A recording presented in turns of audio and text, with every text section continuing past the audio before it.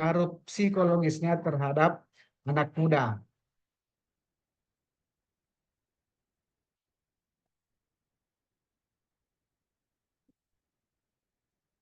Mulai dari pendahuluan, street art merupakan bentuk seni visual yang hadir di ruang publik seperti dinding jalan, tembok bangunan, dan fasilitas umum lainnya. Karya ini sering kali dibuat secara spontanitas dan memiliki karakter yang kuat, baik secara estetika maupun pesan yang disampaikan. Dalam beberapa dekade terakhir, street art berkembang menjadi media ekspresi sosial, politik, hingga psikologis, terutama bagi kalangan anak muda. Sebagai generasi yang penuh gejolak emosi dan pencarian jati diri, anak muda cenderung menggunakan berbagai media untuk menyalurkan pemikiran dan perasaannya. Street art menjadi salah satu alternatif ruang ekspresi yang tidak hanya bebas, tetapi juga berpengaruh besar terhadap kesehatan mental dan perkembangan psikologis mereka. Selanjutnya, landasan teori seni para ahli. Bagaimana street art memberikan dampak psikologis, emosi, dan rasa. Yang pertama datang dari teori ekspresi oleh Theo Tolstoy mengatakan bahwa seni adalah sarana seseorang mengekspresikan perasaan kepada orang lain. Menurutnya, seni berfungsi sebagai medium untuk menyampaikan emosi. Ketika seniman menyalurkan perasaan melalui karya seni, penikmatnya dapat merasakan emosi yang sama. Street art menjadi ekspresi jujur dari keresahan sosial dan psikologis anak muda. Mereka menyampaikan marah, frustasi, ataupun harapan secara visual, dan publik bisa ikut merasakannya. Oke, Teor, Irsan, sorry. ya Pak. Di layar saya kok hanya separuh presentasimu ini PPT-nya. Mungkin yang lain full ya. Oh ya, mungkin geser ya ke tengah ya. Ini mungkin di uh, Gimana Pak? Sudah full kelihatan ya, Pak? ya yang mau digeser ke kanan sedikit. Bisa? Ke kanan sedikit atau layarnya bagaimana? Bagaimana yang lainnya apa full kelihatan? Ya, Full ya. Pak, full. Oh ya. Ya begitu saja. Ya, mungkin sudah lumayan lah. Lanjut, Ersan. Ya, Iya, iya, iya, Prof. ya. Teori yang kedua dari teori estetika dan terapi oleh Edith Kramer, art therapy. Kramer menekankan seni sebagai terapi non-verbal yang menyembuhkan trauma, kecemasan, atau tekanan sosial. Ia percaya bahwa proses berkesenian lebih penting daripada hasil akhir. Mural dan street art yang dilakukan oleh anak muda, apalagi di lingkungan sekolah atau komunitas, bisa menjadi proses penyembuhan emosional dan meningkatkan mental. Teori selanjutnya datang dari teori pendidikan seni oleh Herbert Reed. Dalam bukunya Education Through Art 1943, Reed menekankan bahwa seni adalah bagian penting dari pendidikan karena mengembangkan imajinasi, moralitas, dan kepekaan sosial. Proyek mural di sekolah sebagai bentuk pendidikan kreatif sesuai dengan pendekatan Reed, yaitu membentuk karakter, memperkuat empati, dan membangun keterampilan berpikir kritis melalui seni. Street art sebagai media ekspresi diri. Anak muda berada dalam fase perkembangan identitas. Mereka kerap mengalami konflik internal, pencarian makna hidup, hingga dorongan untuk diakui oleh lingkungan. Street art menawarkan ruang ekspresi yang autentik dan penuh makna. Adapun batasan seni pada street art ini adalah visualisasi emosi dan ideologi. Lewat gambar, tulisan, simbol, dan warna, seniman muda menuangkan perasaan seperti kemarahan, kegelisahan, harapan, ataupun idealisme. Selanjutnya, kreativitas yang tanpa batas. Tidak seperti seni formal pada umumnya, street art tidak dibatasi oleh aturan ataupun kurikulum. Ini memberi kebebasan bagi anak muda untuk mengekspresikan identitasnya secara utuh. Kemudian bahasa tanpa kata. Street art memungkinkan penyampaian pesan yang kuat tanpa harus menggunakan bahasa verbal, menjadikannya inklusif untuk semua kalangan. Berikutnya adalah pengaruh psikologi street art terhadap anak muda. Yang pertama, meningkatkan rasa percaya diri dan harga diri. Ketika karya mereka diapresiasi atau bahkan hanya sekedar sekadar dilihat publik, anak muda merasakan kepuasan dan pengakuan sosial. Hal ini membantu meningkatkan self-esteem dan rasa percaya diri. Kedua, mendukung proses katarsis emosional. Street art dapat menjadi terapi visual. Proses pencipta seni membantu mereka melepaskan emosi negatif seperti stres, marah, ataupun kecemasan. Yang ketiga, meningkatkan koneksi sosial dan komunitas. Street art mendorong anak muda untuk bergabung dalam komunitas seni, seni jalanan, kolaborasi mural, ataupun proyek seni sosial. Ini menciptakan rasa kebersamaan, mengurangi isolasi, dan membangun solidaritas. Pengaruh yang keempat adalah mendorong pemikiran kritis dan kesadaran sosial. Banyak karya street art mengangkat isu-isu sosial seperti ketidakadilan lingkungan ataupun kemanusiaan. Hal ini melatih anak muda untuk berpikir kritis, peka terhadap lingkungan sosial, dan berani menyuarakan pendapat. Yang terakhir adalah stimulasi estetika yang meningkatkan suasana hati.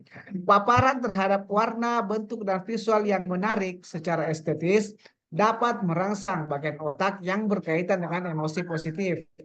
Jalan yang penuh mural misalnya bisa menjadi pemicu suasana hati yang lebih baik dibanding ruang kota yang monoton. Berikutnya adalah bagaimana street art ini secara global. Street art sebagai sebuah gerakan global.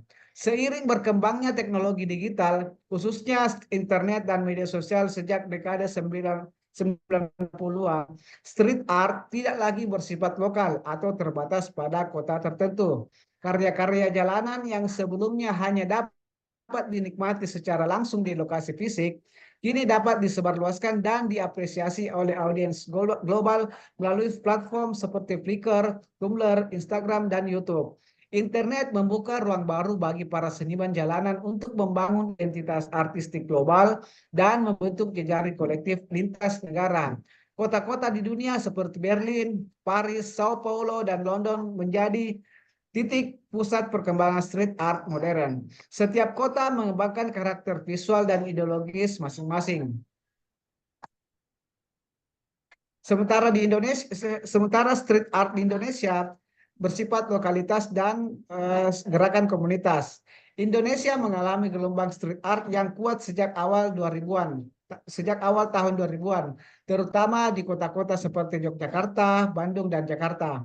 Perkembangan ini ditandai dengan kemunculan komunitas-komunitas seni jalanan, festival mural, dan karya yang secara eksplisit mengangkat isu-isu sosial, lingkungan, hingga politik. Yogyakarta sebagai pusat street art Indonesia. Nah, Yogyakarta dikenal sebagai jantung seni kontemporer di Indonesia. Street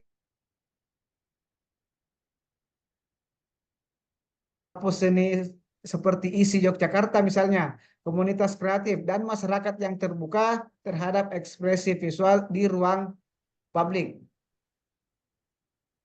Kemudian event seperti Jogja Street Art Festival menjadi wadah seniman untuk mengekspresikan karya mural, grafiti, dan instalasi jalanan yang menanggapi tema-tema seperti urbanisasi, konflik agraria, dan budaya-budaya populer. Kelompok seni seperti Survive, Garas, dan S House Kolektif seringkali menciptakan mural kolaboratif di permukiman padat, menjadikan gang sempit sebagai ruang alternatif galeri seni rakyat. Beberapa contoh hasil dari street art di Yogyakarta. Selanjutnya bagian penutup atau kesimpulan, pengaruh psikologi street art terhadap anak muda sangat luas dan mendalam. Dari peningkatan rasa percaya diri hingga pemikiran kritis.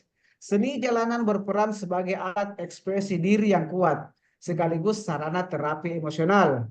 Dengan menciptakan karya seni yang dapat diapresiasi oleh publik, para seniman muda menemukan ruang untuk berkembang secara pribadi dan sosial, serta menjadi bagian dari komunitas yang mendukung. Street art bukan hanya sekadar kegiatan seni, tetapi juga strategi psikologis untuk menciptakan perubahan sosial dan memperkaya pengalaman hidup anak muda. Demikian presentasi saya. Terima kasih, semoga bermanfaat. Assalamualaikum warahmatullahi wabarakatuh. Saya kembalikan pada Bapak. Terima kasih, Pak. Waalaikumsalam warahmatullahi wabarakatuh ya. Oke, Irsan Jafar telah mempresentasikan sebuah judul Street Art ya, seni jalanan.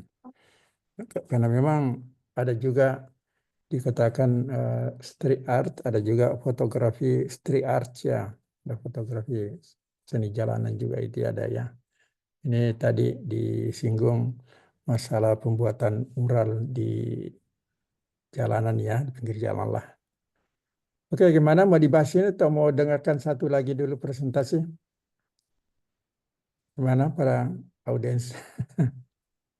Lanjut. Oh, lanjut saya dulu. Siapa yang menjadi presenter kedua? Wanda ya, Wanda Sariana. Siap. Iya, Oh, jadi tadi materi yang disampaikan oleh Irsan dicatat saya dulu ya, kalau ada nanti yang mau didiskusikan catat sementara dulu ya.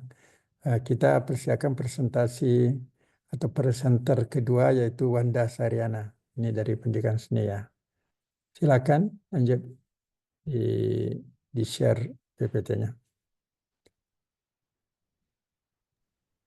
Baik Pak, izin share screen dulu. Pendidikan Seni dan pengembangan keterampilan sesama di pendekatan saya. Oke. Silakan lanjut. Baik, Assalamualaikum warahmatullahi wabarakatuh. Saya Wanda Sariana dari program Pendidikan Seni. Hari ini saya akan mempresentasikan mengenai pendidikan seni dan pengembangan keterampilan sosial melalui pendekatan psikologi.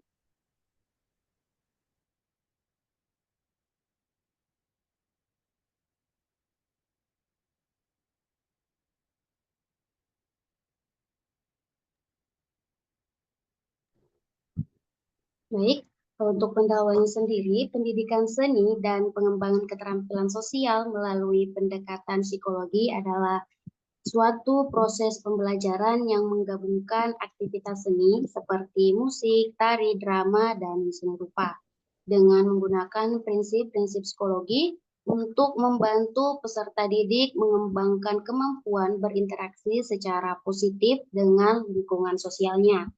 Nah, pendekatan ini bertujuan tidak hanya untuk mengasah kreativitas dan ekspresi diri saja, tetapi juga untuk meningkatkan empati, kerjasama, komunikasi, serta pengelolaan emosi melalui metode yang sesuai dengan perkembangan psikologi anak. Selanjutnya ada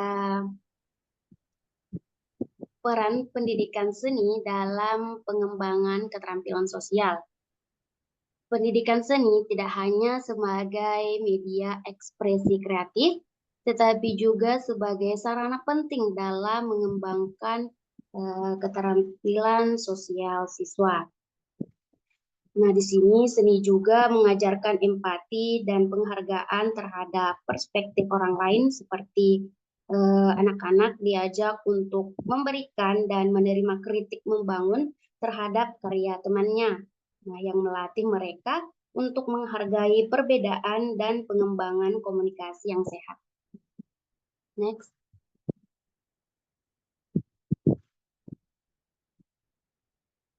Pengembangan keterampilan komunikasi melalui seni.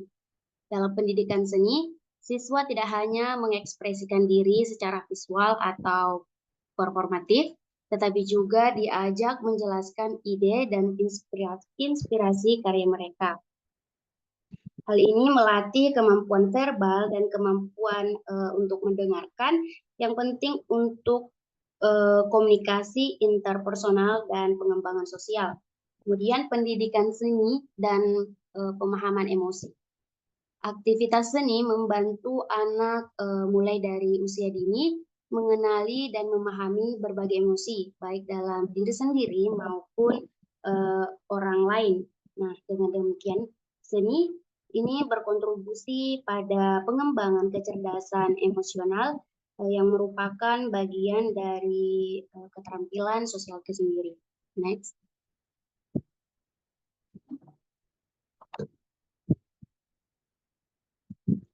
Selanjutnya, peran guru dan lingkungan pendidikan.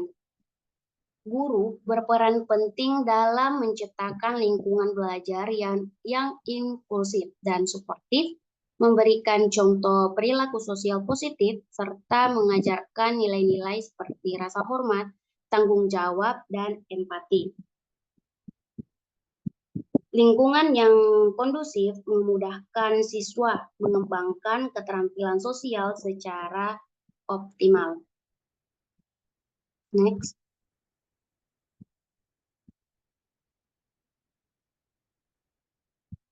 Selanjutnya ada pendekatan psikologi dalam pendidikan seni dan keterampilan sosial, yaitu psikologi pendidikan membantu memahami bagaimana proses belajar seni dapat mendukung perkembangan emosional dan sosial siswa.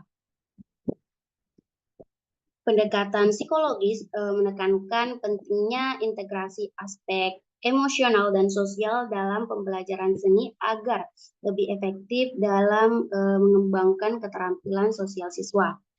Kemudian melalui pendekatan psikologi, guru dapat merancang kegiatan seni yang tidak hanya fokus pada teknik, tetapi juga pada pengembangan kesehatan mental dan sosial siswa, seperti mengurangi stres dan kecemasan, serta meningkatkan kesejahteraan emosional.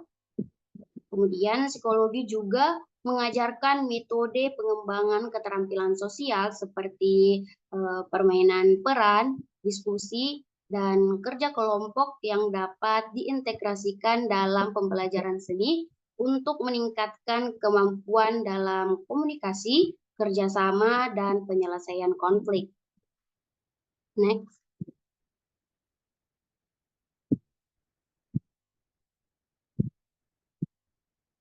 Adapun manfaat pendidikan seni dalam pengembangan keterampilan sosial, yaitu yang pertama,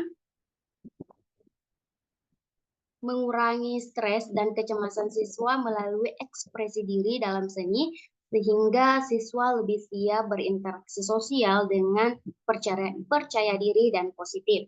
Yang kedua, meningkatkan kemampuan kerjasama, toleransi, dan penghormatan terhadap perbedaan dalam kelompok seni, yang memperkuat hubungan interpersonal dan membangun suasana inklusif di sekolah.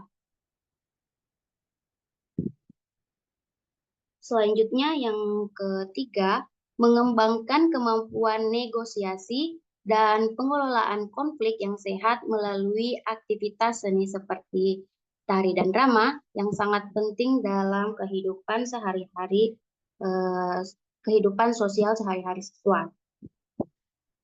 Next.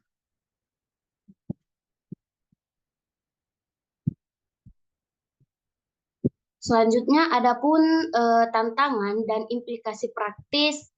Yang pertama yaitu ada implementasi pendidikan seni yang terintegrasi dengan pendekatan psikologi yang masih psikologi masih menghadapi tantangan seperti kurangnya pelatihan guru seni dalam aspek psikologis dan kurangnya integrasi kurikulum yang holistik. Yang kedua, diperlukan pengembangan kurikulum yang menggabungkan pendidikan seni dengan pendekatan psikologi untuk mendukung kesehatan mental dan keterampilan sosial siswa secara berkelanjutan. Yang ketiga, guru perlu diberi pelatihan agar mampu mengoptimalkan peran seni dalam mengembangkan keterampilan sosial dan emosional siswa, sehingga pendidikan seni tidak hanya menjadi pembelajaran teknis, tetapi juga pengembangan karakter dan psikologisnya. Next.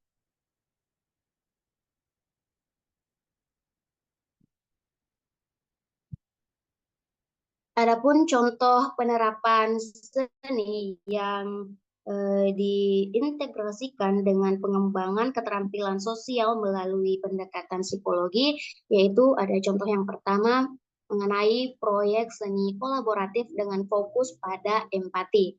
Untuk penerapannya sendiri, siswa dibagi menjadi kelompok-kelompok kecil dan diberi tugas untuk menciptakan sebuah karya seni, misalnya lukisan, patung sederhana, atau drama pendek. Nah, setiap anggota kelompok ini memiliki peran dan tanggung jawab yang tentunya berbeda-beda. Untuk pengembangan keterampilan sosialnya sendiri, itu ada empati, yang mana sebelum memulai suatu proyek, siswa diajak untuk berdiskusi dan memahami perspektif serta ide masing-masing di setiap anggota kelompok. Mereka didorong untuk mendengarkan secara aktif dan menghargai kontribusi yang berbeda. Selanjutnya ada kerjasama. Nah, proses kolaborasi menuntut siswa untuk berkomunikasi secara efektif, berbagi ide, bernegosiasi, dan menyelesaikan konflik secara konstruktif. Nah, di sini guru dapat memberikan panduan tentang dinamika kelompok dan strategi suatu pemecahan masalahnya. Kemudian ada tanggung jawab individu dan kelompok. Nah, setiap siswa menyadari bahwa keberhasilan proyek bergantung pada kontribusi individu mereka, beserta kemampuan kelompok untuk bekerja sebagai satu kesatuan. Ini menumbuhkan rasa tanggung jawab yang diberikan oleh setiap kelompok. Next.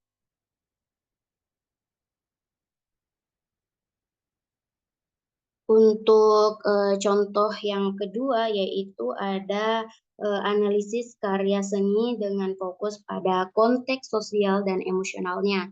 Untuk penerapannya sendiri, di sini siswa menganalisis suatu karya seni seperti lukis, musik, atau film dari berbagai budaya dan periode waktu, dengan fokus pada pesan sosialnya, emosi yang terkandung, dan konteks sejarah serta budaya di mana karya tersebut diciptakan.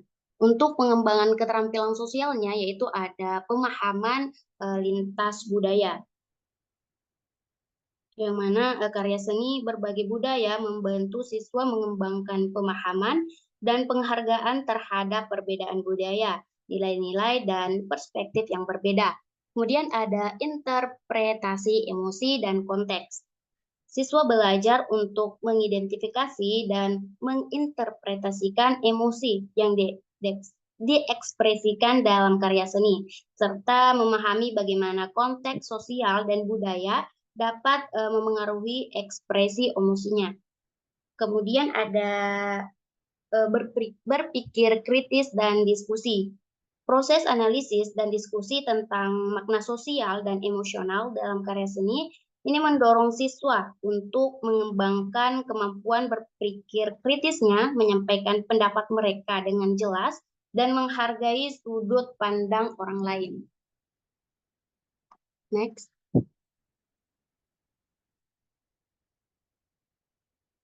Baik, untuk kesimpulannya sendiri dari pemaparan yang telah saya sampaikan bahwa pendidikan seni berperan strategis dalam mengembangkan keterampilan sosial siswa melalui aktivitas kolaboratif, ekspresi emosi, dan juga komunikasi. Pendekatan psikologi pendidikan memperkuat proses ini dengan metode pengajaran yang terstruktur dan dukungan guru yang tepat. Integrasi kedua bidang ini menghasilkan pengembangan keterampilan sosial yang komprehensif, mempersiapkan individu untuk sukses secara akademik dan sosial di masyarakat. Oke, baik, itulah presentasi saya mengenai pendidikan seni dan pengembangan keterampilan sosial melalui pendekatan psikologi. Saya akhiri dengan ucapan wabillahi taufiq wal hidayah. Wassalamualaikum warahmatullahi wabarakatuh. Waalaikumsalam warahmatullahi wabarakatuh ya. Sudah selesai.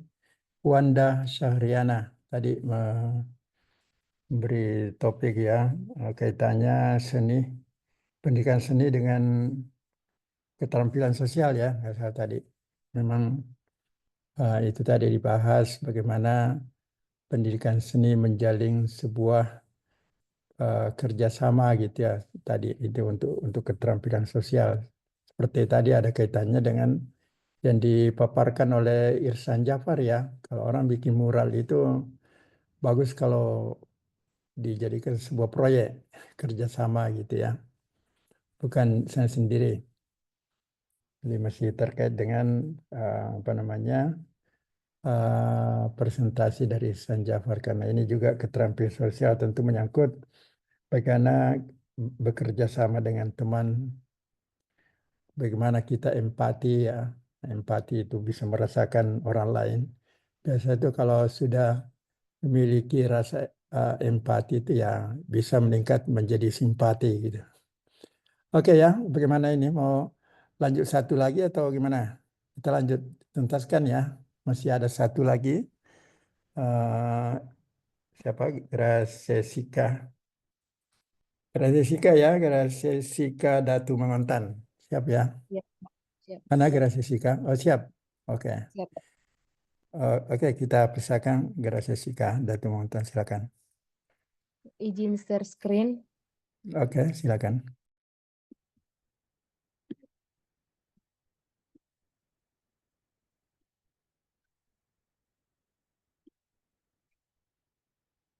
Apakah sudah terlihat?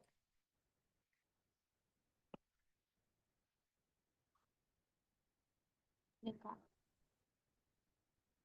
Assalamualaikum warahmatullahi wabarakatuh. Selamat pagi. Perkenalkan, nama saya Gracesika Datu Mangontan dari Pendidikan Seni dengan NIM 240036301017. Pada kesempatan ini akan mempresentasikan tentang psikologi pendidikan dalam seni, yaitu pendekatan kognitivisme. Psikologi pendidikan dalam pendidikan seni, pendekatan kognitivisme. Psikologi pendidikan memainkan peran penting dalam proses belajar mengajar, termasuk dalam bidang pendidikan seni.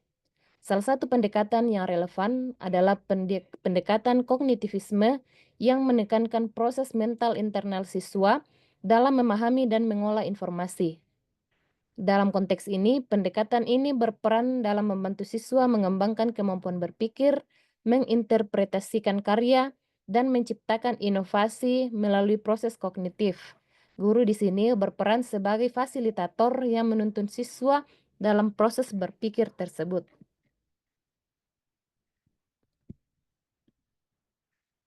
Kemudian, apa itu teori kognitivisme, prinsip dasar dan aplikasinya?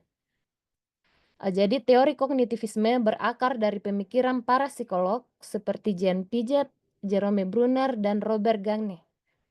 Teori ini menekankan bahwa proses belajar melibatkan tahapan-tahapan berpikir yang kompleks, mulai dari persepsi, atensi, pengolahan informasi, memori, hingga pemecahan masalah. Kemudian, prinsip dasar atau prinsip utama dari kognitivisme meliputi pembentukan skema atau kerangka pikir, proses berpikir tingkat tinggi seperti analisis dan sintesis, serta pengalaman belajar yang bermakna. Kemudian dalam aplikasi praktiknya itu, kognitivisme digunakan untuk merancang pembelajaran yang tidak hanya menyampaikan informasi, tetapi juga mendorong siswa untuk berpikir kritis, memecahkan masalah, dan mengembangkan kreativitas melalui aktivitas seni.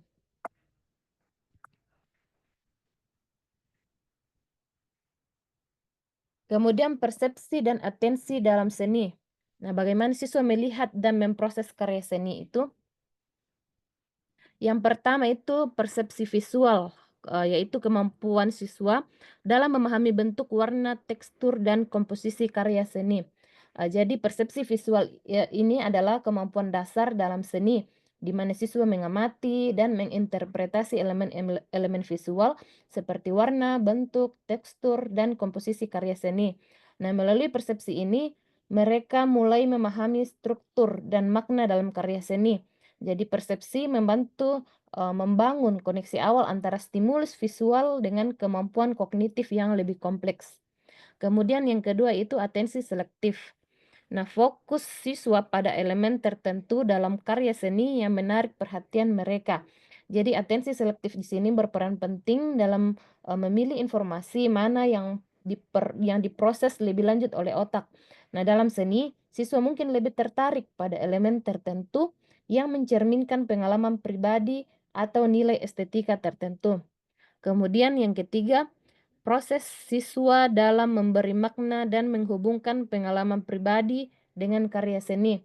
Jadi pada proses interpretasi ini pun dimulai saat siswa mengaitkan apa yang mereka lihat dengan pengetahuan atau emosi sebelumnya, kemudian membentuk makna yang subjektif namun mendalam dari suatu karya.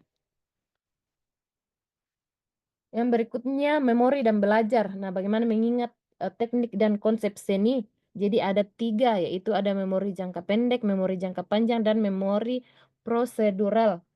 Jadi dalam pembelajaran seni, memori memainkan peran penting dalam mempertahankan informasi.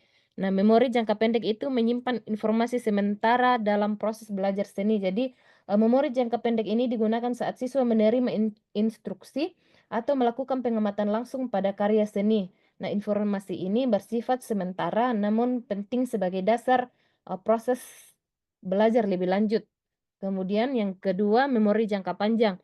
Jadi di sini memori jangka panjang itu menyimpan pengetahuan, teknik, dan konsep seni untuk digunakan kembali. Kemudian ada memori prosedural, yaitu mengingat langkah-langkah dan teknik dalam melakukan kegiatan seni. Jadi ketiga memori ini saling mendukung dalam menciptakan pemahaman yang menyeluruh dan keterampilan artistik yang mendalam. Yang berikutnya, pemecahan masalah kreatif, itu mendorong inovasi dalam berkarya seni. Jadi yang pertama itu ada identifikasi masalah, yaitu mengenali tantangan dan hambatan dalam proses berkarya seni. Jadi proses pemecahan masalah kreatif dimulai dari identifikasi tantangan yang dihadapi siswa dalam membuat karya, seperti kesulitan dalam mengekspresikan ide atau memilih media yang tepat. Nah, kesadaran akan adanya masalah adalah langkah awal menuju proses berpikir kreatif. Kemudian yang kedua, generasi ide, yaitu menghasilkan ide-ide baru dan kreatif untuk mengatasi masalah. Jadi generasi ide ini merupakan tahapan penting dalam menggali potensi imajinasi siswa. Dalam pendekatan kognitif, siswa diajak mengembangkan berbagai kemungkinan solusi. Jadi bukan hanya satu jawaban yang benar saja. Kemudian yang ketiga itu implementasi, menerapkan ide-ide yang dipilih dan mengevaluasi hasilnya. Jadi proses implementasi kemudian melibatkan pengambilan keputusan, kemudian bereksperimen dan evaluasi hasil. Jadi ini mengembangkan kemampuan berpikir reflektif dan fleksibilitas mental yang sangat penting dalam dunia seni. Yang berikutnya, motivasi intrinsik dalam pendidikan seni menumbuhkan minat dan semangat belajar. Nah, motivasi intrinsik itu adalah kekuatan internal yang mendorong siswa belajar karena mereka merasa tertarik dan menikmati prosesnya. Nah, yang pertama itu minat dan rasa ingin tahu. Nah, dalam seni membangkitkan rasa ingin tahu sangat penting karena seni adalah ruang personal yang membutuhkan keterlibatan emosi dan eksplorasi kreatif. Nah, ketika siswa merasa penasaran, mereka lebih terdorong untuk mencoba dan belajar secara mandiri. Kemudian ada tantangan dan prestasi. Jadi di sini itu menyediakan tantangan yang memotivasi siswa untuk meraih prestasi. Nah, dalam memberikan tantangan harus sesuai dengan kemampuan siswa. Tantangan yang terlalu mudah kadang membuat siswa merasa bosan, kemudian kalau terlalu sulit bisa membuat siswa merasa frustasi. Jadi, berikan tantangan yang tepat untuk mendorong pencapaian prestasi dan rasa puas terhadap siswa. Kemudian pengalaman positif. Nah, pengalaman positif itu menciptakan pengalaman belajar yang bermakna, yang menyenangkan dan bermakna. Jadi, pengalaman positif yang diberikan dalam proses pembelajaran seperti pembelajaran apresiasi atau pengakuan terhadap karya mereka atau pengalaman berkarya yang menyenangkan dapat memperkuat motivasi belajar dan keterikatan mereka dengan seni. Kemudian peran guru sebagai fasilitator, yaitu membimbing siswa melalui proses kognitif. Nah, yang pertama yaitu membimbing. Jadi guru di sini membantu siswa memahami elemen-elemen seni dan membangun interpretasi. Jadi membimbing persepsi di sini membantu siswa mengenali elemen-elemen seni seperti garis, warna, komposisi, dan memaknai karya secara mendalam. Jadi guru bisa menggunakan pertanyaan terbuka atau diskusi eksploratif untuk mendorong siswa membangun interpretasi pribadi terhadap karya seni. Kemudian yang kedua itu memperkuat memori, menggunakan strategi penguatan memori untuk membantu siswa mengingat konsep dan teknik. Jadi selain itu guru juga berperan memperkuat memori siswa melalui strategi pengulangan, kemudian pengaitan konsep baru dengan konsep yang sudah dikenal, serta penggunaan media visual dan praktek langsung. Kemudian yang ketiga, memfasilitasi pemecahan masalah. Nah, memberikan bimbingan dalam proses berpikir kreatif dan pemecahan masalah. Jadi dalam konteks pemecahan masalah, guru mendorong siswa berpikir kritis dan kreatif dengan memberikan tantangan serta bimbingan mereka mengevaluasi ide-ide mereka. Nah, pendekatan ini tidak hanya menumbuhkan keterampilan artistik, tetapi juga kemampuan berpikir secara mandiri dan reflektif.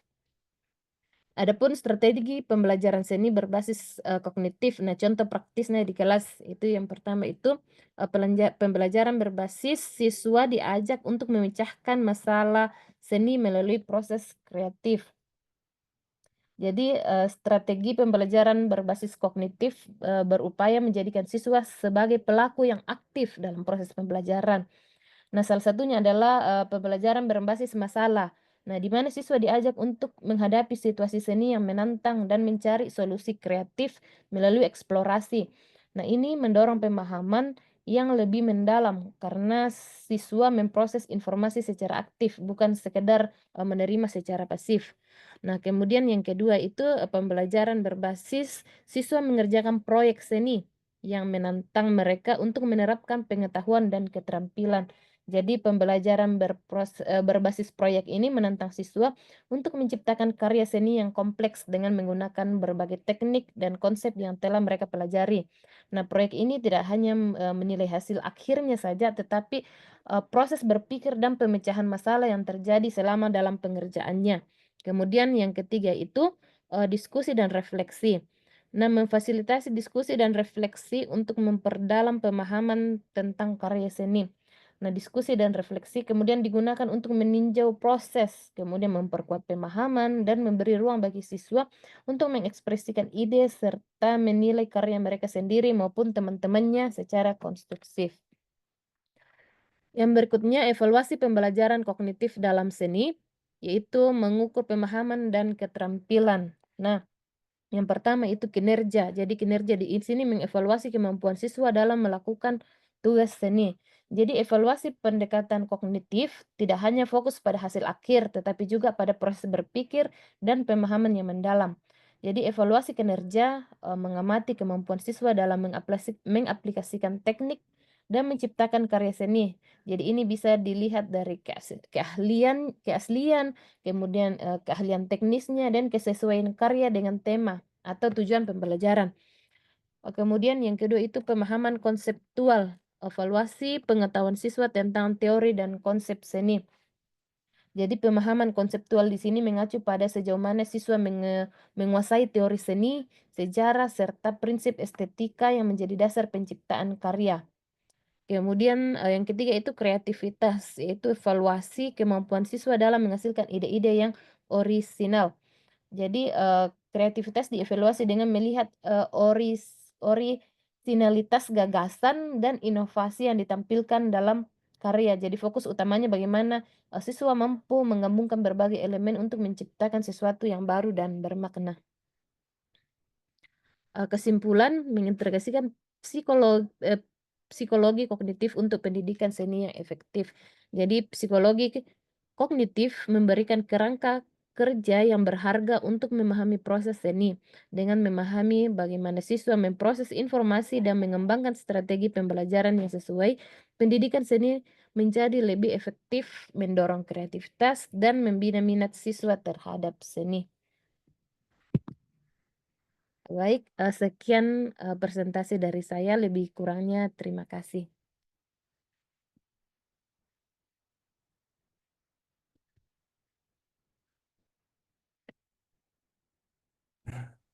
Sudah tadi ya, Grasesika Datu Mengontan sudah selesai juga. Jadi hari ini sudah 3 ya presenters yang telah mempresentasikan makalahnya ya dalam bentuk PowerPoint atau PPT. Jadi tadi Irsan Jafar memulainya dengan seni jalanan ya. Kaitannya kalau membuat mural itu dikerjakan secara bersama-sama, ada kerjasama yang baik, kerja kelompok, atau yang disampaikan oleh Wanda Sahriana. Terakhir tadi Gracia Sika, Datu Mangontan, ini juga ada kaitannya ya, bagaimana interaksi sosial gitu. Jadi teori ini sebetulnya, teori ini pendekatan kognitivisme ini sejalan dengan teori yang dikembangkan oleh Vygotsky ya, orang Rusia itu, Vygotsky. Dia sosiokultural, jadi anak-anak itu belajar harus berinteraksi juga dengan sosial, dengan lingkungannya gitu. Jadi artinya proses belajar itu dimulai memang dari diri anak itu sendiri, tapi berinteraksi dengan lingkungan, itu maksudnya. Maka tadi disampaikan oleh Gracia Sika Datu Montan bahwa ada istilahnya tadi LTM ya. LTM itu long term memory, memori jangka panjang. Ada juga STM, short term memory, memori jangka pendek. Iya. Antara memori jangka pendek dengan jangka panjang, biasa kalau contohnya seperti ini, bahwa tiba-tiba kita melihat sesuatu, kok bisa teringat lagi, muncul memori jangka panjang gitu, ya. Melihat sesuatu atau mengerjakan sesuatu, kita teringat. Jadi di dalam lubuk pemikiran kita muncul itu ya. Itu namanya long term memory, memori jangka panjang. Tapi kalau short term memory, ya baru diingat itu. Biasa ini paling banyak kalau disebut, coba catat atau ingat nomor HP saya gitu ya, 082196439000 misalnya HP saya. Biasa orang hafal ya kalau yang lebih cerdas. Tapi kalau tidak bisa ya angka 12 digit itu bisa harus ulangi 2 kali gitu. Itu namanya memori jangka pendek, short term memory. Tapi tadi diterangkan oleh Datu Mangontan ya, ada lagi satu lagi, memori prosedural ya. Jadi ada prosedur artinya langkah-langkah atau mengingat langkah-langkah yang dilakukan untuk mengerjakan sesuatu. Terutama tentu pendidikan seni rupa, pendidikan seni juga. Untuk membuat suatu karya, baik itu seni rupa maupun pendidikan seni, ada langkah-langkahnya, ada prosedurannya gitu ya. Itu tadi memori yang ketiga ya. Oke ya, itu penjelasan ketiga presenter dari saya. Silakan diskusi. Ya, mungkin kalau bertanya, ditanya ke siapa, pertanyaannya bagaimana, yang ditanya siap-siap mencatat atau menjawab. Silakan lanjut diskusi, masih ada waktu ini. Izin mengajukan pada Ya. Wanda Syahriana, Pak. Ya, oke. Indah Suara mengajukan pertanyaan, silakan. Ya, Tabe, dari pemaparan Kak Wanda tadi, saya cukup tertarik dengan apa yang dipresentasikan. Presentasinya sangat bagus, tapi ada sedikit yang mau saya tanyakan. Apakah dalam penglihatan atau pemahaman Anda, apakah ada perbedaan perkembangan keterampilan sosial antara siswa yang mengikuti pendidikan seni secara intensif dengan yang tidak mengikuti? Apakah ada perbedaan perkembangan keterampilan sosialnya? Itu yang saya mau tahu, Pak Tabe. Terima kasih atas kesempatannya. Assalamualaikum warahmatullahi wabarakatuh. Ya, itu pertanyaan dari Indah Suara. Oke, lanjut lagi. Baru satu yang ditanya ini, ditanya kepada Wanda Syahriana gitu.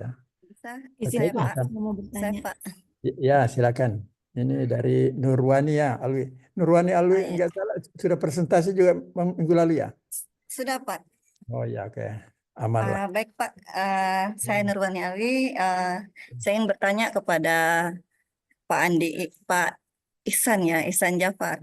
Ihsan, oke, silakan. Ya, sangat menarik terkait dari presentasi yang dibawakan. Media ekspresi visual dan pengaruh psikologinya terhadap anak muda ya. Nah, yang saya ingin tanyakan itu mengapa street bisa dianggap sebagai luapan emosi bagi anak muda dan apa dampak psikisnya? Sekian Pak, terima kasih. Dampak psikis ya Iya Pak. terhadap art Anak, street. Oh, terhadap ya, anak muda. mengapa street bisa dianggap sebagai luapan emosi bagi anak muda? Oh iya menarik ya. Hanya Iya Pak. satu pertanyaannya, Iya Pak. Nurwani. Iya Pak Oke. ya. Sekira cukup Pak ya. Yang tampaknya satu lagi belum kebagian pertanyaannya. Siapa lagi? Ada lagi pertanyaan satu ke yang Izin terus. Pak, saya mau bertanya Pak Abe. Ya, silakan. Saya mau Dari bertanya sama Kak Irsan. Oh, Siti Haryati ya, Siti Haryati Iya Pak. Hmm. Pertanyaan saya, apa makna simbolik yang sering muncul dalam street art yang pernah Anda temui dan itu berkaitan dengan kondisi psikologis? Simbol apa tadi? Apa simbol? Apa makna simbolik yang sering Oh, muncul dalam street art yang pernah Anda temui dan berkaitan dengan kondisi psikologis? Ya. Satu lagi Pak Abe, pertanyaan Ya. untuk Wanda. Wanda juga. Dua-dua ini Wanda. Silakan. Bagaimana peran guru seni menjadi berbeda atau bertambah ketika mereka mengadopsi pendekatan psikologi dalam praktik pengajaran mereka terkait pengembangan keterampilan sosial. Ya, tidak ada untuk Datu Manguntang, tidak ada. Untuk saat ini belum ada, Pak. Oh, belum ada. Oh ya, hanya dua. Ya. Ini kita menunggu pertanyaan untuk Datu Manguntang ya, Grasesika Datu Manguntang, biar adil. Ini belum ada yang tanya ini. Ini menarik tanya, dia bahas tentang kognitif ya, kognitif itu banyak hubungannya dengan ada namanya proximal zona, banyak itu. Ada scaffolding juga gitu ya, itu teori-teori dari Vygotsky, karena teori-teori tentang kognitif itu dia mengembangkan komputer, itu yang mengembangkan bagaimana orang bisa belajar mandiri gitu ya. Yang penting ada interaksi dengan lingkungan, termasuk siswa dengan komputer misalnya bisa belajar mandiri gitu ya. Oke ya, ada yang ini Grasesika menunggu ditanya gitu ya. Silakan kalau ada yang bertanya ke beliau Datuk Montang.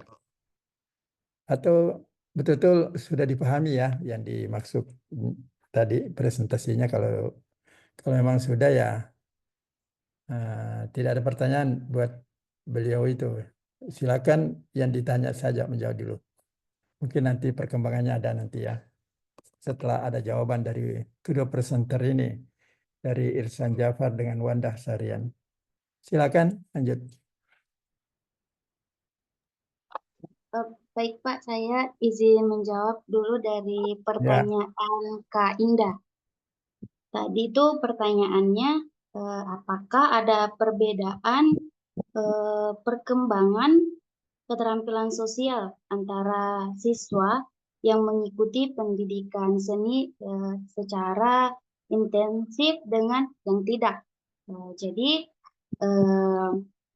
tentunya ada perbedaan dari keterampilan siswa yang mengikuti pendidikan seni secara intensif, yaitu ada kecenderungan yang mana kemampuan komunikasi yang lebih baik verbal maupun nonverbal, karena seni mengajarkan ekspresi diri dan mendengarkan orang lain. Nah, keterampilan kerjasama yang lebih kuat karena banyak aktivitas seni yang dilakukan secara kelompok yang menuntut koordinasi dan kolaborasinya. Nah, tentunya lagi seperti dengan adanya rasa percaya diri dan keberanian sosial yang meningkat karena seni memberikan ruang bagi siswa untuk mengekspresikan diri dan tampil di depan orang lain. Nah, berbeda halnya dengan siswa yang tidak terlibat dalam pendidikan seni secara intensif. Nah, siswa yang tidak mengikuti pendidikan seni secara intensif sama sekali cenderung memiliki kesempatan yang lebih sedikit untuk mengasah keterampilan sosialnya melalui media kreatif dan ekspresi seperti seni. Nah, mereka mungkin lebih bergantung pada interaksi sosial yang konvensional, yang kurang terstruktur, dan kurang menantang kreativitas serta empati secara mendalam.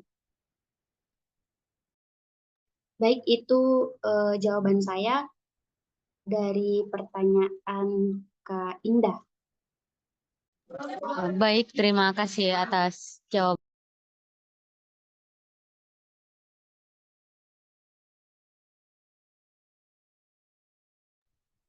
Bu Gana, masih adakah pertanyaan lagi dari kayaknya tadi Wanda Sahriana 2 yang tanya, dari Siti Haryati juga. Sudah dijawab Baik, semuanya? Pak. Hmm. Pak. Baik, untuk pertanyaan dari Kak Haryati, yaitu pertanyaannya bagaimana peran guru menjadi berbeda atau bertambah ketika mereka mengadopsi pendekatan psikologi dalam praktik pengajaran mereka terkait pengembangan keterampilan sosialnya. Nah, tentunya peran guru seni mengalami perubahan ataupun penambahan yang signifikan. Contohnya seperti guru tidak hanya fokus pada aspek teknis dan estetika seni, tetapi juga menjadi fasilitator aktif dalam perkembangan sosial dan emosional siswa. Kemudian guru merancang kegiatan seni yang secara eksplisit mendorong kerjasama, komunikasi, empati, dan pemecahan masalah sosial. Yang selanjutnya itu guru juga menjadi lebih peka terhadap dinamika kelompok, interaksi individu, dan ekspresi emosi siswa selama melakukan kegiatan seni. Dan peran guru lainnya yang menurut saya yaitu guru dapat membantu siswa merefleksikan pengalaman mereka dalam kegiatan seni dari sudut pandang sosial dan emosionalnya. Nah, guru dapat mendorong siswa untuk memahami bagaimana tindakan dan ekspresi seni mereka dapat berpengaruh terhadap perilaku orang lain, terhadap mempengaruhi orang lain. Baik, itu jawaban saya dari pertanyaan Kak Haryati. Terima kasih. Intinya guru adalah sebagai fasilitator dan motivator gitu ya, tetap berperan aktif juga gitu ya. Oke. Mungkin yang menanya belum puas jawabannya bisa menambah sendiri atau bertanya ulang. Enggak, Siti Haryati tadi. Iya, baik Pak. Baik, untuk Wanda Syahriana, terima kasih atas jawabannya. Saya rasa sudah cukup. Ya cukup. Yang apa lagi? Oh ya, oke. Jadi Wanda Syahriani sudah menjawab pertanyaan ya. Nah, tinggal kita beralih ke Irsan Jafar. Nah, ada dua pertanyaan ini untuk Irsan. Silakan, mungkin dicatat tadi. Silakan dijawab langsung saja. Tanggapan yang bisa saya berikan, Rob, langsung saja. Ya, langsung. Untuk yang pertanyaan pertama dari saudara Nurwani mengatakan bahwa mengapa street art bisa dianggap sebagai luapan emosi bagi anak muda dan bagaimanakah dampak psikisnya. Nah, langsung saya jawab, Prof. Street art itu dianggap sebagai luapan emosi bagi anak muda karena di dalam street art itu tidak ada aturan yang baku atau tidak seperti dalam suasana membuat seni secara formal misalnya. Karena itu biasanya di tempat ruang terbuka, jadi di situ anak-anak muda bebas memberikan ekspresi seni yang tanpa batas, dan mereka juga bebas menyatakan dirinya bahwa mereka akan meluapkan kegelisahan, kemarahan, emosi itu melalui sebuah karya. Jadi mereka menuangkan perasaannya melalui berbagai simbol, tulisan, dan warna dalam satu bentuk karya. Nah, dampaknya setelah melakukan apa melakukan hal-hal demikian, misalnya melakukan mural atau grafiti, itu ada perasaan kepuasan tersendiri, Pak, bagi anak muda ini ketika karya-karyanya itu sudah selesai dan dinikmati oleh publik. Nah, disitulah mereka memiliki rasa kepercayaan diri, itu semacam apa ya, semacam membangkitkan rasa percaya diri bagi anak muda ketika karya-karya mereka dilihat oleh publik. Apalagi ini dalam ruang-ruang publik ya, Pak. Mereka Ya. Ada tadi Alhin, Anda singgung ya, inilah esteem itu percaya diri ya, kepuasan diri sendiri. ya self esteem, Ya. meningkatkan self esteem, Prof. Ya, Nah, terus.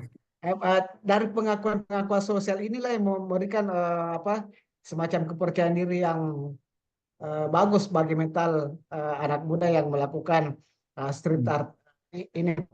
Nah, itu dapat psikisnya. Jadi saya rasa itu tadi membangkitkan percaya diri. Kemudian untuk pertanyaan kedua, apa makna-makna simbolik yang terdapat di street art yang sering muncul, yang pernah saya jumpai dan memberikan pengaruh psikologis kepada anak muda? Itu pertanyaan dari Saudara Haryati. Langsung saya jawab, Prof. Nah,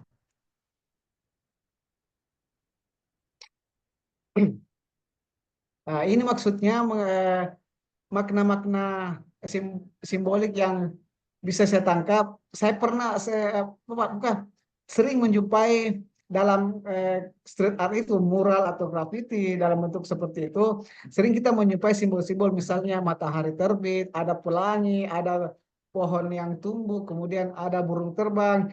Itu satu penggambaran bahwa dalam karya ini menampilkan bahwa ada harapan, ada semacam optimisme yang dibangun oleh si pembuat street art ini.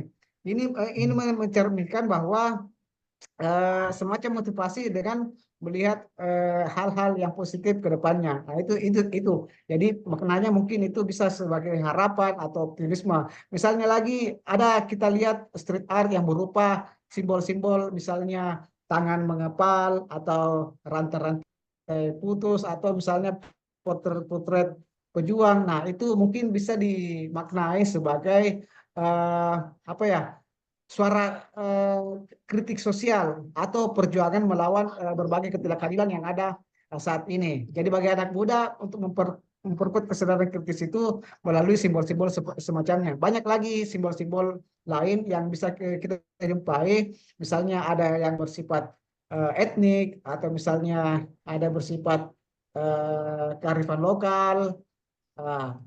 Mungkin begitu yang bisa saya jawab sementara, Pak, dari pertanyaan Saudara Haryati tadi. Terima kasih, Pak. Saya kembalikan kepada Pak. Ya, itu jawaban ya, sudah dijawab oleh Irsan Jafar. Namun saya tambahkan sedikit ya, sebagai seorang seniman itu harus paling tidak ini berlaku bukan cuma seni rupawan atau berupa gitu, yang lain juga. Ada biasa orang sebut ada tiga gitu ya. Ada etika dan estetika gitu ya. Ada etika yang bisa kita kita terapkan di dalam membuat suatu karya gitu. Katakanlah grafiti atau mural ya, tentu ada di situ. Paling tidak juga tidak menyinggung sara gitu ya, menyinggung suku, agama, ras dan sebagainya gitu, yang bisa membuat orang bisa mural yang kita bikin capek-capek misalnya dengan jerih payah. Biasanya mural ini dibikin tengah-tengah malam itu ya, malam hari di saat jalanan sepi misalnya. Banyak mural-mural yang bagus-bagus, bisa lihat di Jakarta, di Jogja juga ya, di bawah jembatan layang itu banyak di situ. Tapi orang menggarapnya betul profesional gitu, warnanya cantik dan sebagainya. Jangan membuat mural yang seolah-olah hanya sementara, ya sifatnya memang biasa sementara, tapi seolah-olah orang mau cepat-cepat menghapus itu.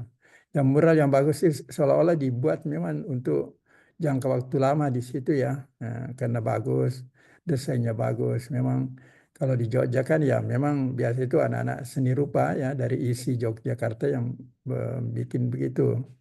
Ya, memang ada kalanya ada yang sponsori gitu ya, paling tidak sponsornya dikasih kopi misalnya, dan sebagainya malam-malam hari untuk kerja gitu.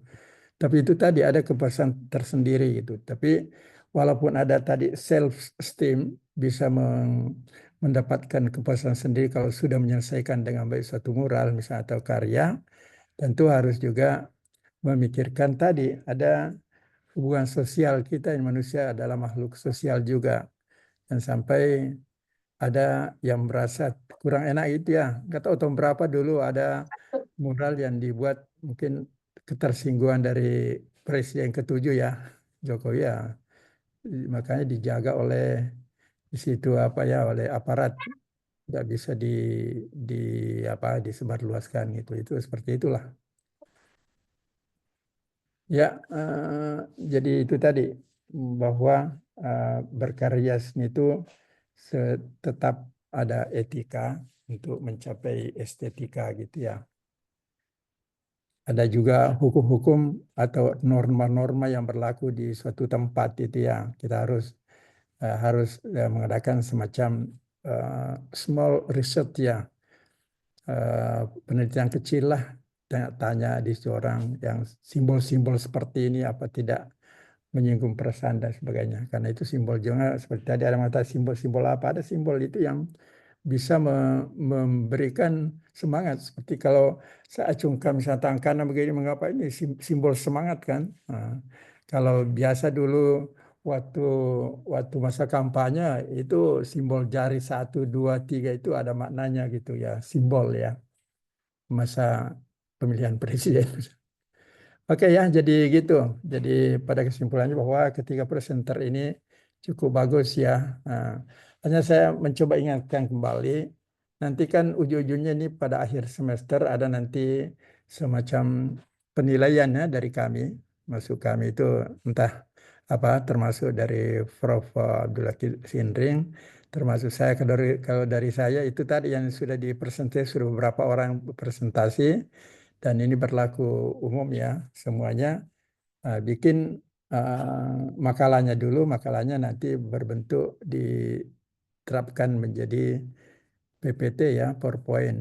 Dua-duanya nanti disatukan di saat pengumpulan karya gitu ya. Oke ya, yang jelas juga saya ingin ingatkan kembali, ini sudah berlaku umum juga, segala uraian yang Anda tuliskan itu sebaiknya ada sedikit sumbernya ya. Nah, walaupun saya tahu ya kalau bikin misalnya PowerPoint ada caranya, bikin makalah ada AI gitu ya, artificial intelligence atau kecerdasan buatan ya, atau kecerdasan ya, ada semuanya, tapi tetap seorang seniman harus ada campur tangan di situ gitu ya. Utamanya seperti membuat PowerPoint itu jangan terlalu banyak teksnya muncul. Nah, makanya dari itu Anda masih punya kesempatan untuk merekayasa kalau ada PowerPoint-nya dan sebagainya ya. Kalau misalnya hurufnya kecil-kecil bisa diperbesar itu, karena yang lebih lebih cocok untuk dipresentasikan itu huruf-huruf yang namanya sans serif. Sans serif itu artinya huruf yang tidak berkaki atau tidak berkait seperti Arial, seperti Tahoma dan sebagainya gitu ya. Kalau tulisan berkaki seperti New Time Roman ya dan sebagainya yang ada kakinya itu biasa lebih tidak cocok untuk presentasi gitu ya. Karena keterbacaannya lebih bagus yang tidak berkaki gitu. Jadi maksud saya itu kalau ada atau di sumbernya dari sebuah tulisan dan sebagainya, Anda masih tetap punya kewenangan untuk memperbaiki gitu. Karena atau pada ujungnya Anda yang atas nama gitu ya. Nah, sekali lagi sumber referensi harus dicatat, itu merupakan etika dalam karya ilmiah gitu ya. Oke, sampai di sini dulu. Mungkin ada yang perlu ditanyakan atau sebelum ini seperti juga minggu lalu ingin saya catat siapa paling tidak 3 atau 4 orang yang siap untuk minggu depan. Saya mau catat seperti tadi sudah dicatat. Nah, gampang. Ihsan Jafar, Datuk Manguntan sama Wanda tadi ya. Atau sebelum kita pilih yang presentasi, ada pertanyaan nggak menyangkut materi tadi? Kalau masih ada tersisa, silakan juga. Tapi Prof, Prof. Ya, Sofianto Terampak ya. Ya Prof. Untuk mau bertanya dulu ke presenter atau mau siap untuk minggu depan? Bagaimana nih? Bisa minggu depan Prof. Dan saya mau bertanya juga untuk materi. Oh iya, oke. Saya catat dulu untuk minggu depan. Sofianto Terampak ya. Nah, Terampak ya. Ini dari pendidikan seni ya? Pendidikan seni Prof. Iya. Ya, pendidikan seni PS. Kalau bertanya, oke silakan bertanya dulu. Silakan Subianto. Ya, terima kasih Prof. Untuk materi ketiga tadi, grasisika. Pertanyaan saya tadi sempat disinggung tentang pengulangan. Mengapa pengulangan itu penting dalam pembentukan memori jangka panjang? Dan seperti apa penerapannya yang kira-kira pemateri bisa paparkan? Terima kasih Prof, itu saja. Oh ya, singkat pertanyaannya, pengulangan itu menyangkut memori jangka panjang tadi ya, itu long term memory. Ya, ini syukur nanti menyesal apa namanya grasisika kalau ada tidak pertanyaan untuk dia. Langsung saja. Oh ya, silakan Datuk Menguntang yang jawab karena ini pertanyaannya khusus ke Anda gitu ya. Biar adil. Sudah yang lainnya sudah dapat pertanyaan. Ini Sufianto di samping melaporkan diri siap untuk minggu depan untuk presentasi. Dia tanya karena dia mungkin merasa sesuatu yang kurang ini kalau tidak ditanya grasisika Datuk Menguntang. Oke, silakan yang presenter menjawab. Terima kasih atas pertanyaan dari Sofianto. Pertanyaannya mengapa pengulangan penting ya dalam memori jangka panjang. Jadi kalau menurut saya itu pengulangan memori jangka panjang itu karena otak kita itu butuh waktu dan latihan untuk bisa merekam informasi. Nah, saat kita mendengar atau belajar sesuatu hanya sekali, biasanya informasi itu hanya tersimpan sebentar di memori jangka pendek kita dan cepat terlupakan. Tapi kalau kita terus mengulang-ulang informasi tersebut, misalnya membaca, menulis ulang atau menjelaskan kepada orang lain, ataupun mempertunjukkan teknik-teknik atau konsep, pasti otak akan menganggap itu hal penting dan lebih mudah menyimpan dalam memori jangka panjang kita. Jadi semakin sering kita mengulang suatu informasi, jadi semakin kuat jejaknya di otak kita.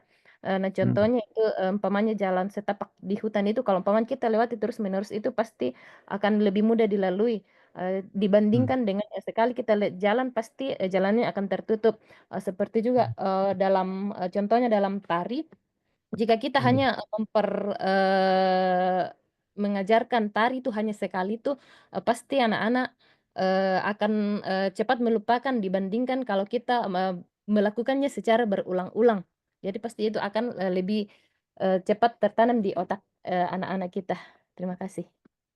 Ya, bagus ya, pertanyaannya bagus dan jawaban juga bagus ya. Memang seperti juga pemain sirkus ya, biar binatang dilatih berulang-ulang, lompat kiri kanan, termasuk topeng monyet dilatih dorong-dorong gerobak dan sebagainya, latihan sepeda gitu ya. Itu diperlukan latihan berulang-ulang gitu ya. Makanya tepatlah peribahasa lama mengatakan Allah bisa karena biasa. Itu tadi hasil pengulangan gitu ya. Oke ya, barangkali gitu ya. Gimana Sufianto jawaban dari Gracesika Datu Montan? Baik, Prof, sudah jelas. Terima Sudah kasih. jelas ya. Oke. Masih ada tersisa enggak ini? Kalau tidak ini sudah satu calon presenter untuk di depan, Sufianto Tarampak. Ini dari pendidikan seni. Saya tawarkan mungkin 2 lagi orang paling tidak kalau dari pendidikan seni atau pendidikan seni rupa. Kalau yang tadi dua-duanya pendidikan seni ya, satu pendidikan seni rupa, Ihsan Jafar tadi. Silakan, ini masih lama waktunya ini, masih 1 minggu lagi, bukan besok gitu ya. Persiapan Anda masih ada gitu ya, tidak secara mendadak. Siapa ya, sama kita mau catat biar langsung start itu ya, tidak ditawarkan lagi. Namun demikian ketiga presenter ini kita ucapkan terima kasih ya dan malah kita aplaus ya. Oke, ketiganya tadi sudah selesai dan sudah ada diskusi, masing-masing dapat pertanyaan dan juga sudah dijawab dengan baik gitu ya. Oke, siapa yang bersiap? Atau saya catat saja di grup kalau ada grupnya. Nanti ada baca saya situ atau mau menyebut atau angkat tangan sendiri, saya siap untuk minggu depan. Ini baru satu ini yang calon presenter. Insya Allah minggu depan. Atau saya mencoba ya, saya lihat ini angkatan 2004 ini cukup banyak ini. Dari pendidikan seni rupa ada 13 orang di daftar saya ini. Yang di pendidikan seni ini malah lebih banyak lagi, ada 18. Atau saya coba absen dulu ya, siapa-siapa yang nggak hadir hari ini. Ini saya mulai dari pendidikan seni. Masih ada Rofika Nurul Hijrah, masih ada nggak? Masih aktif? Hadir nggak hari ini? Nggak ada. Terus Andi Muhammad Yusri. Andi Muhammad Yusri ada? Nggak ada juga. Terus Nurwani Alwi, ada tadi ini ya. Nurwani? Hadir, Masih ada, Pak. masih hadir. Terus Nur Indah Suara, ada juga tadi ini. Nur Indah, ini yang bertanya tadi ya. Ya, hadir. Oke. Nur Indah, oke hadir. Terus Dewi Sri Astuti. Dewi Sri, ada nggak? Tidak ada. Itu banyak yang tidak ada ini. Ahmad Abian Arif. Ahmad, tidak ada juga. Nurul Azizah Asri. Nurul Azizah. Ada orangnya nggak? Nih, nggak ada juga. Waode Fadila Az-Zahra. Waode. Hadir, Pak. Oh, hadir. Waode hadir. Aan Radiansyah. Aan Rahdiansyah. Pak, hadir. Ada nggak? Hadir, Pak. Oh. Ya. Siti Haryati yang tanya tadi ya. Oke. Siti Hadir, Haryati. Pak. Ya. Ramla. Masih ada? Ramla. Hadir, Pak. Hadir, Pak. Hadir, Pak. Oh, Ramla. Hadir, Oh, ya. Pak. Iya, Oke. Pak. Hadir, Pak. Andi Purnamasari. Sorry. Andi Purnamasari ada? Naib tidak ada? Nur Hasanah. Hadir, Pak. Nur Hasanah hadir, pendidikan seni ya. Wanda Sariana yang presentasi tadi. Oke. Terus DC Rahmadani Bilgiam. Desai. Pak. Hadir, Pak. Ini panggilannya Desai atau Ramadhani? Desai, Pak. Oh, Desai, Ramadhani Bilgian. Ini ada kata Bilgian ini apa dari Belgia atau nama apa? Tidak, Pak. Belgia. Oke ya. Ini L61 Hapriandi. Ini ketua tingkatnya ada? Ya, hadir, Pak. Oke, hadir. Gracia Sika tadi presentasi. Sufianto terampak dia insya Allah akan datang. Ini udah. Saya beralih ke pendidikan seni rupa. Fajar Aswad ada tidak? Fajar? Tidak hadir. Andi Sultan Alauddin ketua tingkat ada? Hadir, Prof. Hadir. Di Fajar hadir, Prof. Oh, Fajar juga. Mana Hadir, orangnya? hadir Fajar, Prof. Dilihat jaringannya, Prof. Oh, jaringan. Oh, Fajar Aswad hadir. Hadir, Terus Prof. Fajar Aswad. Romi, masih ada Romi? Bisa Hadir, Prof. presentasinya. Oh, Romi hadir. Andi Aldian, Adi Syah. Andi Aldian. Ada? Andi Aldian? Tidak menyahut. Kalau tidak menyahut saya tidak hadirin. Irsan Jafar presentasi. Fahri Ramadan. Saya Prof, hadir Prof. Fahri Ramadan. Hadir, Prof. Fahri Ramadan hadir juga.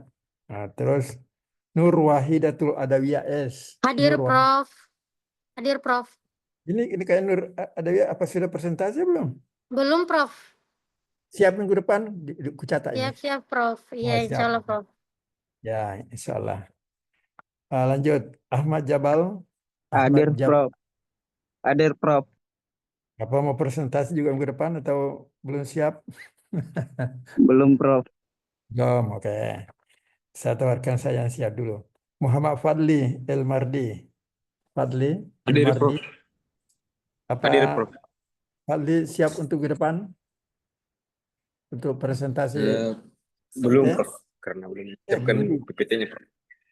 Terus lanjut. Fauzia Ramadhani As-Siddiq. Fauzia. Hadir, Prof. Ini yang barangkali sudah siap ini. Belum. Oh, belum juga, Pak. Waduh. Terpaksa pindah lagi ke bawah. Masih ada 3 kesempatan ini. Fatwatul Ikhwan, hadir orangnya? Hadir, Ya, Prof. apa Fatwatul Ikhwan siap minggu depan? Presentasi? Belum dibikin, Prof. Belum dibikin ya, masih ada waktu kok. Dua lagi kesempatan ini. Dewi Astuti, ada orangnya?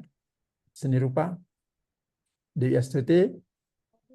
Nah, kalau orangnya juga tidak hadir ya tidak bisa diterima. Hadir Ji Dewi Astuti, Prof. Mana orangnya? Atau jaringan? Hadir.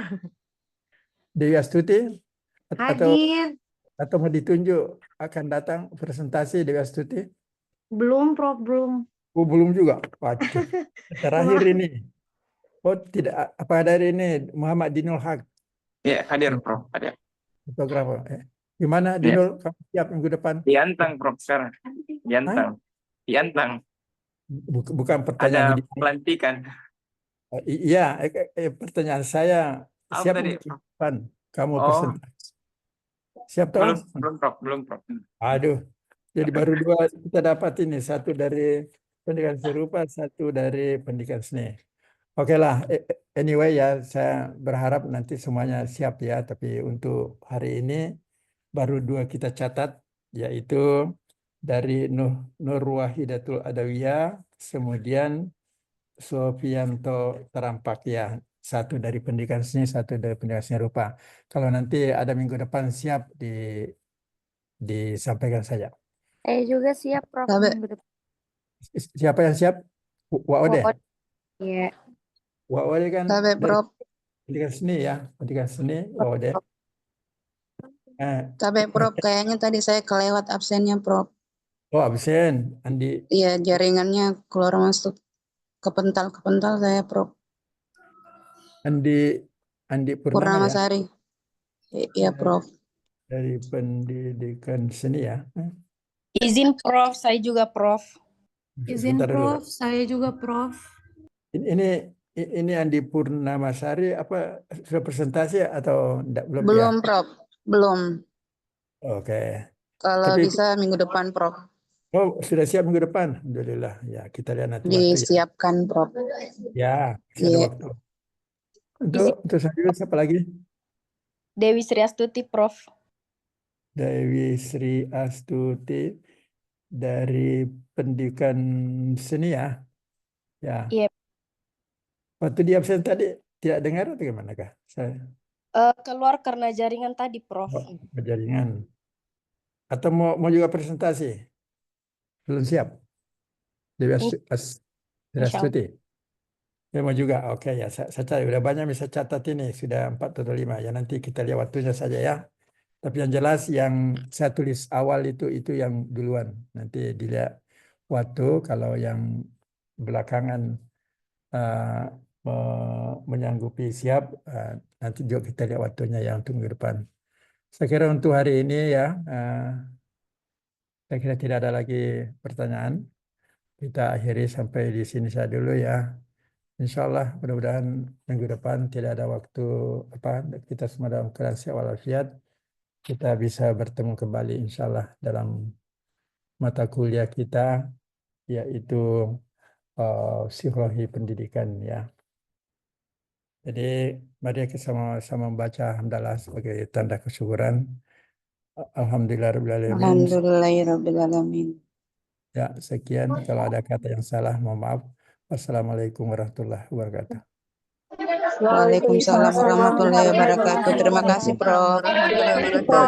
Terima Ya, kasih, sama-sama Prof. semuanya. Oke.